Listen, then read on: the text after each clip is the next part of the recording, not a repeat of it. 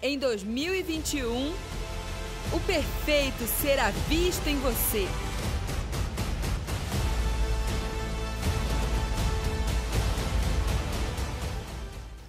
Amém. Vamos orar? Pai, no nome de Jesus, quero te agradecer por essa noite. Quero te agradecer, Pai, por aquilo que o Senhor já começou na adoração. Obrigado, Pai, por cada um aqui presente. Eu tenho certeza, Senhor meu Deus, que o Senhor tem algo a ministrar na vida de cada um. Algo, Senhor meu Deus, a romper, algo a libertar, para que a gente tenha um novo começo. Agosto é novos começos e o Senhor precisa nos libertar de alguns medos para podermos seguir adiante. Em nome de Jesus, Pai. Amém. Quando a adoração começou a cantar Faz o Teu Querer, né? A palavra hoje, ela fala um pouco disso. Primeiro vou me apresentar. Meu nome é Daniel, eu tenho 25 anos, sou casado com alguém, a Samela. Privilégio de poder ter ela aqui ao lado, faz diferença. E esse ano faz 10 anos que eu cheguei aqui no Sonho. Cheguei com 15 anos. Né? E como é um privilégio de poder fazer parte de tudo isso. Como é um privilégio de poder ser construído a cada dia, de ser construído, edificado pela vida da apóstola Leila, do apóstolo Hélio, do apóstolo Cristiano, pastora Zelinda, o Gleison, o Henrique, o pastor Henrique, a Jéssica, todos, não dá para falar o nome de todo mundo, porque todo mundo edifica alguma coisa. Não só os ministros, mas os amigos, né? Como é importante ter amigo com propósito, que nos fortalece, nos corrige, nos envia às vezes, fala assim, vai, né? E gratidão por tudo isso. Deixa eu dar um oi para a TV Rica. A apóstola Leila falou assim, não esquece de dar oi para a TV Rica. Oi para todo mundo. Eu tenho certeza que a dona Sueli e o Marco Aurélio estão me assistindo agora. Deve estar mandando para a avó. E obrigado, né, por cada um. Quando a gente recebeu a palavra Brave, que era o tema da conferência dos teens, né, a pastora Zelinda começou a ministrar com a gente e Deus começou a falar comigo sobre Hebreus 11. Em Hebreus 11, você vai ler, vários versículos vão falar assim sobre que alguém edificou um testemunho, que alguém prestou um testemunho. E aquilo e repete algumas vezes, você pode ler lá Hebreus 11, você vai ver. E aquilo foi mexendo o meu coração e Deus me falava assim, que quando a gente anda por fé, a gente edifica um testemunho perfeito. Né? Qual é o testemunho perfeito que Deus espera da gente? O testemunho que Ele espera da gente necessita que a gente ande por fé. E Brave não é só uma palavra para os teens, e a gente pegou e colocou no culto de jovens, né? Aproveitou o tema. Não, eu vou aproveitar que tem uma palavra, algo pronto. Não é isso. A Brave é uma palavra profética para todos nós. E Deus quer tratar, se Ele está falando que a gente precisa ser corajoso, é porque a gente tem alguns medos a romper, a vencer. E eu tenho certeza daquilo que Deus vai fazer nessa noite, porque não sou eu, mas é Ele que faz. E um pouco antes da conferência, eu estava conversando com algumas pessoas e eu fui me deparando com alguns medos e aqueles medos me incomodavam. E eu comecei a orar e Deus começou a ministrar algumas coisas, que foi uma vez eu estava conversando sobre relacionamentos. E isso não é de uma pessoa, mas a gente vê várias vezes. E quando alguém chega com um relacionamento pronto, ou chega e começa a se interessar por alguém, e Deus não está naquele negócio, você já sabe, já está relutando, né? E Deus começa a falar com você mesmo, por meio de algum ministro, por meio do discipulador, e Deus começa a falar, olha, melhor parar, melhor cortar a amizade antes que comece algo, melhor dar um unfollow, né? Bloquear no WhatsApp, para falar assim, obrigado pela sua amizade, e aí corta a amizade, precisa seguir adiante. Quantas vezes a gente precisa fazer isso, né? Chegar para a pessoa e falar assim, muito obrigado pela sua amizade, até aqui, e seguir adiante, honrando a pessoa, não sendo um bruto com a pessoa, né? Mas às vezes a gente precisa cancelar algumas amizades, e aí Deus ministrava algumas coisas para mim, como a gente tem medo às vezes de queimar pontes, esse medo de queimar pontes me incomodou nesses dias, né? Medo de queimar pontes, medo de viver uma vida obediente, medo de viver por fé e crer que por meio da minha obediência Deus vai vir incrementar na minha decisão. Então, né, eu encontrei algumas pessoas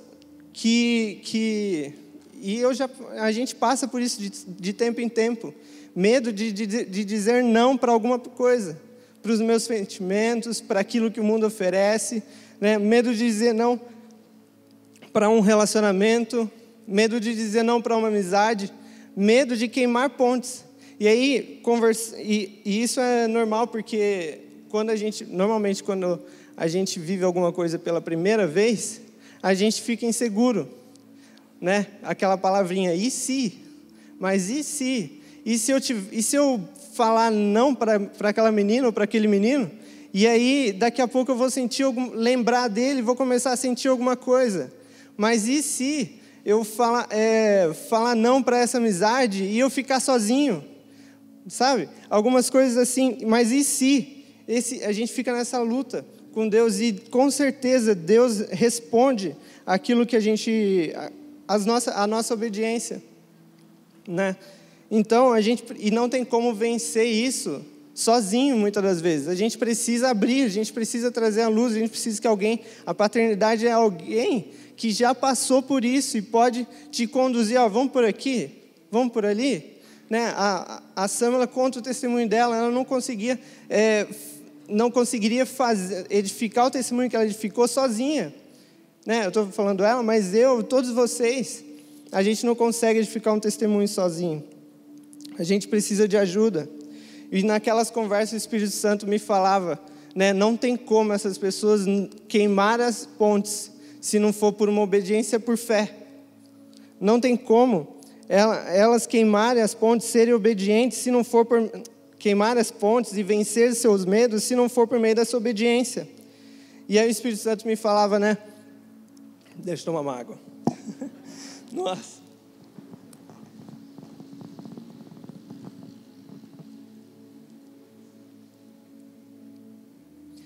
E o Espírito Santo me falava que a obediência, ela vem pela fé.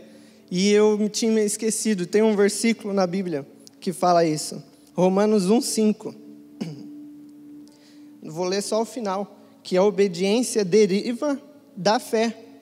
A obediência vem pela fé. Se não tivermos fé, a gente não obedece. Se eu não tiver fé, eu não me guardo. Se eu não tiver fé, eu não digo não. Se eu não tiver fé, eu não obedeço.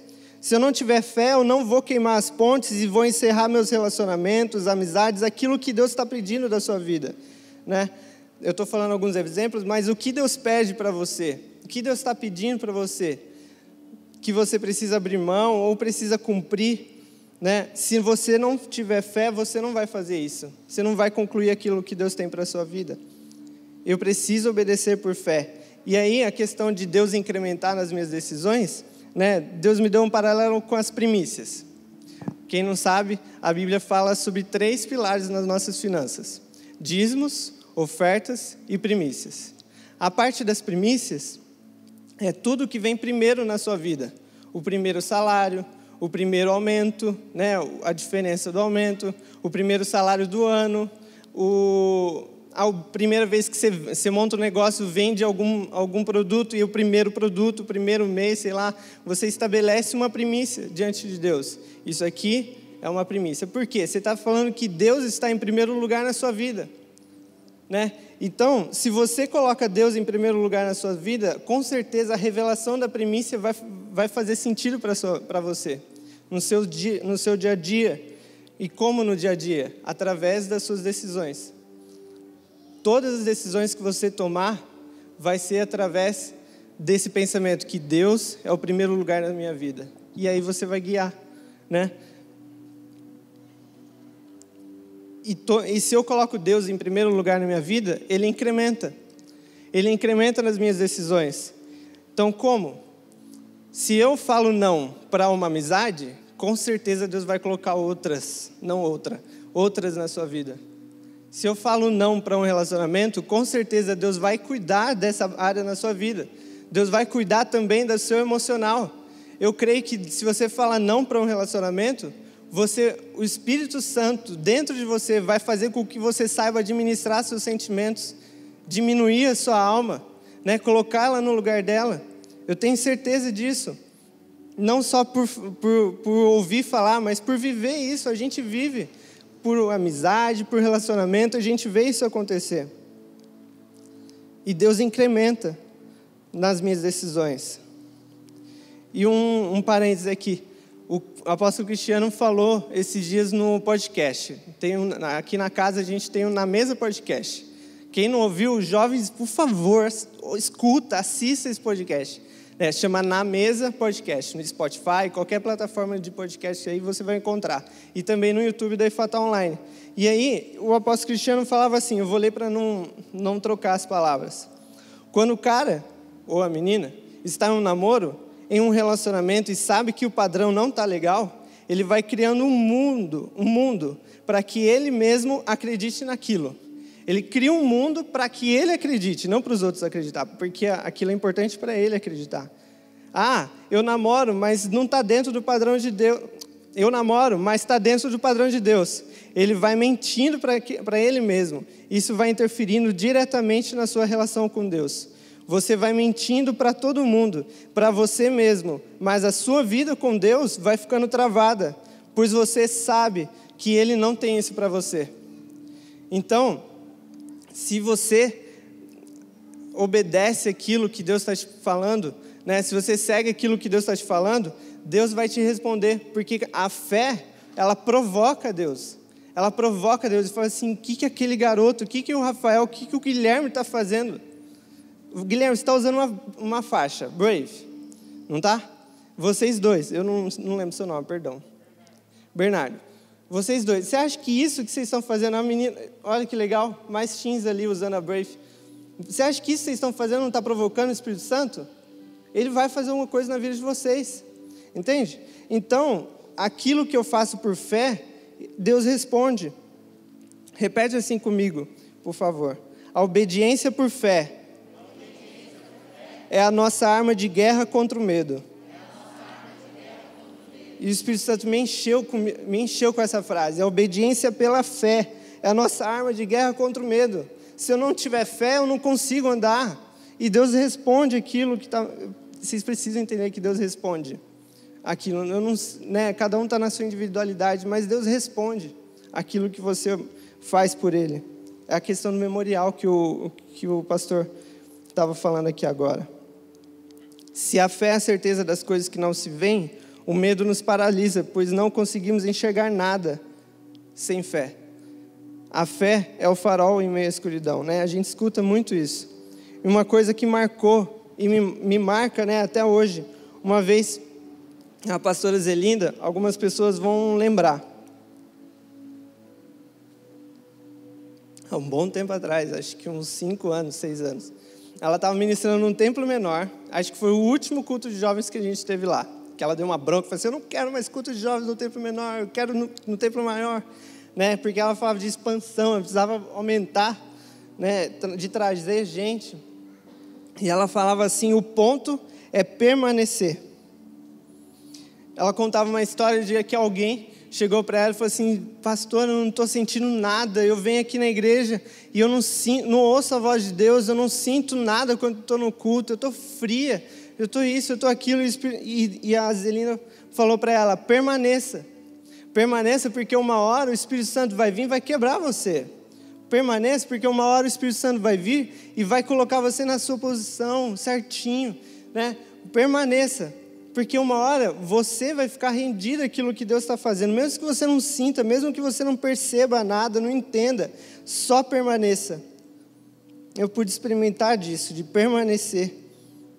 E várias outras pessoas estão experimentando. E a pessoa permaneceu. E a Zé conta que até hoje, essa pessoa está aí voando. né? Tá aí fazendo as coisas para Deus e Deus está fazendo na vida dela. E outra coisa que a Zê ministra bastante, né? A cada passo de obediência, uma revelação do propósito. A cada passo que eu dou em obediência àquilo que Deus tem para a minha vida, Deus revela algo seu, algo da sua identidade, aquilo que Ele tem, um propósito. A cada passo de obediência, uma revelação do seu propósito. E o Espírito Santo, eu já vou caminhar para o final, porque me deram meia hora. O Espírito Santo me falava também, quando a gente estava buscando essa palavra, que nós fomos linkados pelo amor de Deus, né? Em 1 João fala, 4,18, no amor não há medo, pelo contrário, o amor expulsa, o perfeito amor expulsa o medo, porque o medo pressupõe castigo. Aquele que tem medo não está aperfeiçoado no amor. O amor, ele lança, e essa frase, o medo pressupõe castigo, me inquietou, porque se eu tenho medo, quer dizer que eu estou achando que aquilo que Deus está falando não vai se cumprir na minha vida. Se eu tenho medo, aquilo que eu ponho em dúvida, né, em dúvida aquilo que Deus está fazendo. E Deus não tem isso, Deus não tem rejeição, Deus não cancela você, não te cancela. O amor lança fora o medo de ser rejeitado. O amor lança fora o medo do castigo, da punição, da pena. O medo que o amor expulsa é o medo da rejeição. Antes, eu tinha medo de queimar pontes. Agora eu sei que se eu queimar, eu vou viver algo melhor na minha frente, que eu não conheço ainda, mas que pela fé eu sei que Deus vai fazer algo melhor. Antes eu tinha medo de viver uma vida obediente, e agora eu obedeço porque eu amo meu Pai. E Ele não me rejeita, ao contrário, Ele aceita.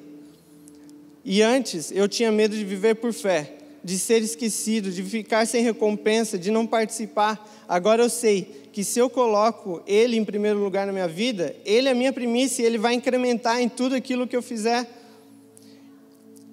Se você se guarda, Deus incrementa. Se você queima pontes, Deus incrementa. Se você permanece, Deus incrementa.